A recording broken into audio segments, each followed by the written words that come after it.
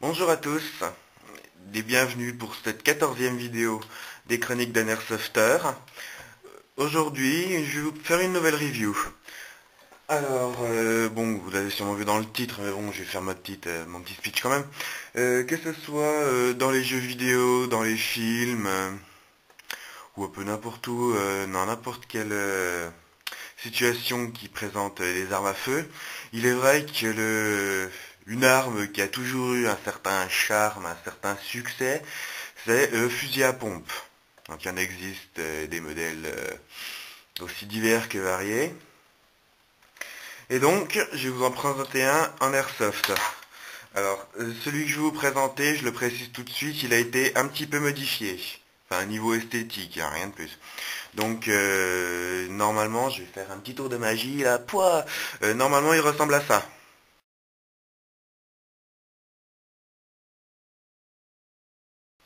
Je ferai apparaître la photo, là, voilà. Euh, donc, le modèle que je vais vous présenter, donc il en existe en airsoft beaucoup. Il y en a air comprimé, il y en a à gaz, qu'il soit à cartouche ou à chargeur. Électrique, il me semble qu'il n'y en a pas encore. Ce serait marrant, imaginez genre un striker automatique, enfin full auto, en airsoft, ce serait un truc assez monstrueux, ce serait génial.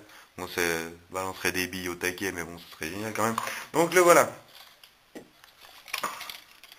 Je vais vous montrer d'un peu plus loin. Hop, tac. Donc on l'a un petit peu bricolé, comme vous voyez, pour qu'il ait un peu genre, voilà, ça y est, je fous tout en l'air, moi ça commence bien. Ouf, enfin, bref.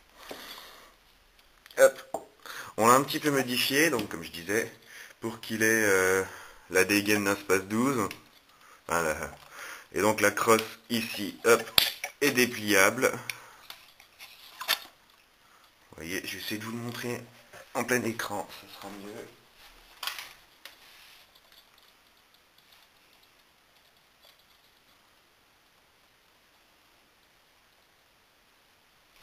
Hop, voilà. Et donc, il n'est pas tout à fait terminé, je le précise tout de suite. Il manquera que la plaque, là, tout ça soit peint et puis qu'on trouve un petit système pour fixer ça parce que pour le moment ça tient pas. Alors, avant d'autres choses, merci comme d'habitude pour tout ce qui se passe sur ma chaîne. Les abonnés sont très actifs et je suis très content. On arrive à 36 abonnés, on a passé les 2000, bientôt 2300 vues. C'est franchement génial.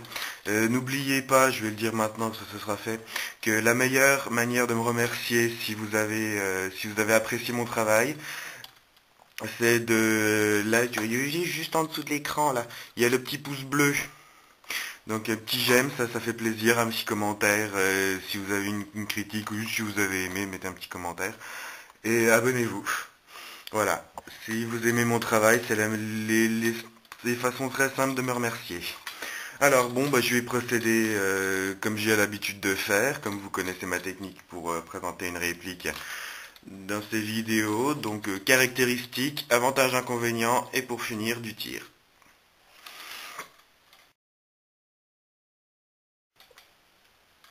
Alors, pour les caractéristiques de ce fusil à pompe. Euh, donc c'est un modèle franchi SAS-12 de chez ASG. C'est un modèle plastique ABS, euh, avec un système hop-up. Bon, le système hop-up est fixe, mais bon, il y a un hop-up quand même. Donc modèle air comprimé, ça c'est un spring, il n'est pas à gaz. Le poids, donc le poids et la longueur, je vais parler pour le modèle original avec la crosse pleine.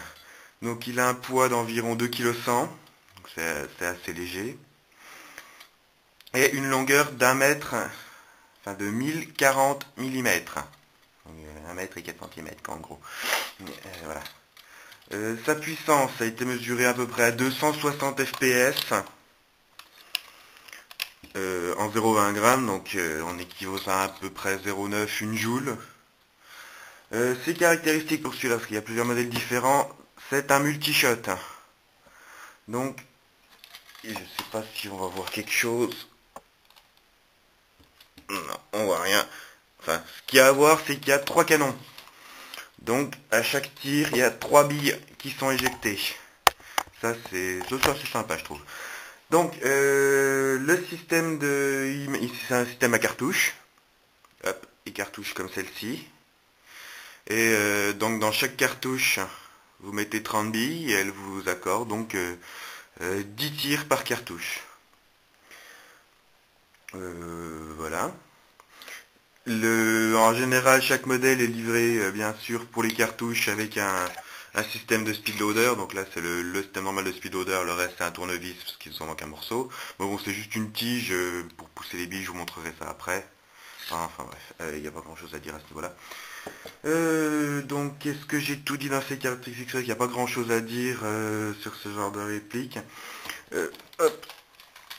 La poignée, un truc assez important qui n'est pas lisse comme lors de la réplique, qui est en matière un peu plus souple et antidérapante. En plus avec l'écran, avec la pompe, tient très bien en main et vous pouvez charger assez charger assez facilement. Donc je vais passer aux caractéristiques et enfin non ça y est. Oh putain. Enfin bref. Donc je vais passer, je reprends, tatatin. Avantages et inconvénients.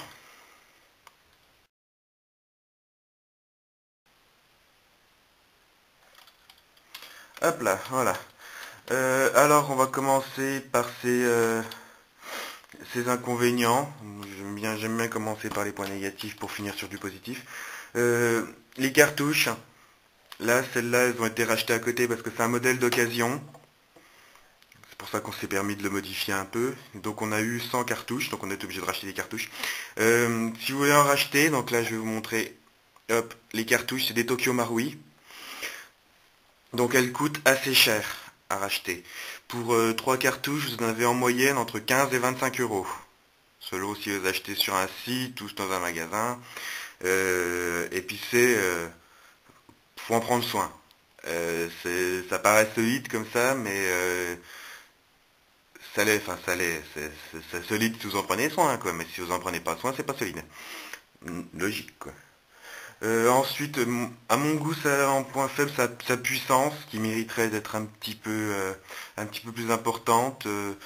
Pour un fusil à pompe, dans la réalité, c'est quand même des armes qui sont extrêmement destructrices, hein, des fusils à pompe. Et moi, genre, là, il fait à peu près une joule. S'il avait atteint une joule 2, une joule 3, ça aurait été pas mal, à mon goût. Donc après, ça, c'est au goût, c'est pas forcément au goût de tout le monde, mais moi, je pense comme ça. Voilà. Puis si vous n'êtes pas content, bah, mettez un pouce bleu quand même. Ensuite, c'est point fort. Donc il est réaliste. Le système, hop, je vais vous montrer. Donc là, il y a un petit titi, vous le tirez vers l'arrière et ça ouvre. Voilà, en gros pratiquement comme sur un vrai. Et vous mettez la cartouche, hop, tac, fermé. Donc ça, c'est un côté assez réaliste. C'est pareil, quand vous l'ouvrez, si c'est bien fait, ça éjecte la cartouche. Voilà. Ensuite, il est quand même léger. Enfin, je parle là toujours pour le modèle original avec la crossplane. Il est assez léger. Il est très bien équilibré. Donc il est assez confortable à utiliser. Il reste précis. Même s'il est fait à peu près qu'une joule de puissance, il reste précis. Donc ça, j'en parlerai plus dans les tirs après. Et puis oui, le niveau réaliste est gardé par les 10 tirs que vous offre chaque cartouche. Les modèles single shot, donc c'est toujours 30 billes, seulement vous avez 30 coups. C'est un petit peu moins réaliste. Donc là, pour un fusil à pompe, c'est disons plus réaliste, comme certains qui ont des fusils à pompe avec 200-300 billes de chargeur, c'est pas hyper réaliste, vous m'excuserez. Ça, c'est un modèle que j'apprécie beaucoup. Donc léger, précis, réaliste, c'est vraiment une très bonne réplique, ça y a pas de souci. Je l'ai utilisé plusieurs fois en partie, j'ai apprécié énormément sa qualité. Donc voilà, je vais passer maintenant un petit peu de tir.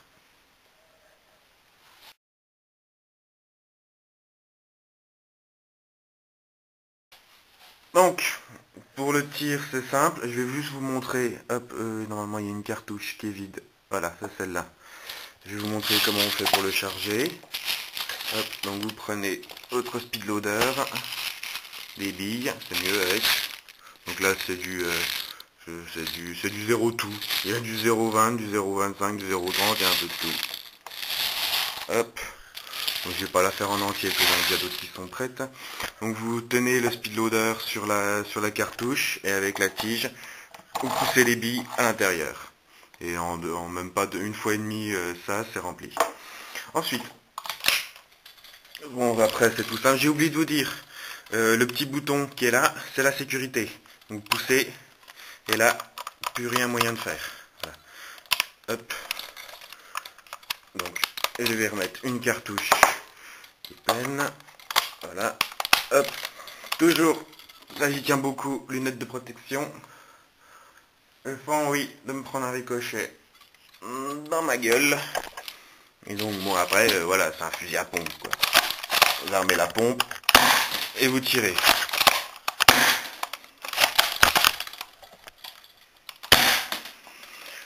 Voilà, il n'y a rien de bien compliqué. Une fois que vous avez tiré les 10 coups, vous enlevez la cartouche, vous en mettez une autre et c'est reparti. Voilà, j'avais autre chose à vous montrer. Hop, bougez pas.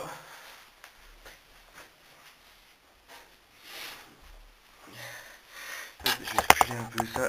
J'ai fait quelques essais, comme vous pouvez le voir ici.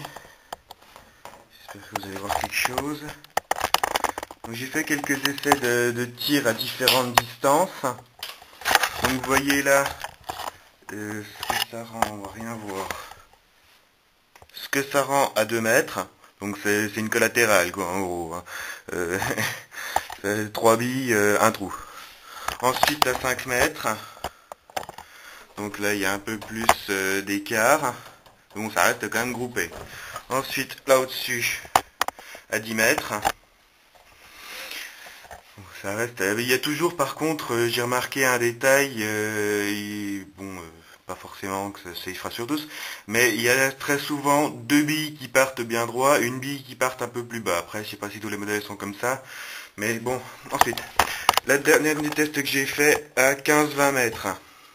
Donc vous voyez quand même ce que ça donne. Hein. Donc mettons que jusqu'à presque 25 mètres, vous avez largement de quoi toucher une cible. Sachant qu'une cible pour un fusil à pompe, moi je considère ça comme l'équivalent d'un buste, un buste humain, quoi. Enfin, un buste d'homme. Voilà. Donc mettons pour faire de la CQB, là c'est un truc qui est redoutable, un multishot comme ça. Vous faites un vrai carnage. Sinon, bon, c'est vrai qu'il peut servir comme arme secondaire, même en principal. Franchement, moi en forêt, j'ai déjà utilisé en arme principale, il va bien. Bon, c'est sûr, faut rusher un peu plus, faut aller un peu plus au contact, normal. Mais puis, vu son poids, vous pouvez très bien l'utiliser en arme secondaire. Donc, je vais retirer 2-3 coups. Il fait un bon bruit aussi, le bruit fait pas trop toc. Ça j'aime bien, ça c'est un truc que j'aime bien. Enfin bref. Vous voyez sur ma feuille de papier, là, il est en train de la hacher menu.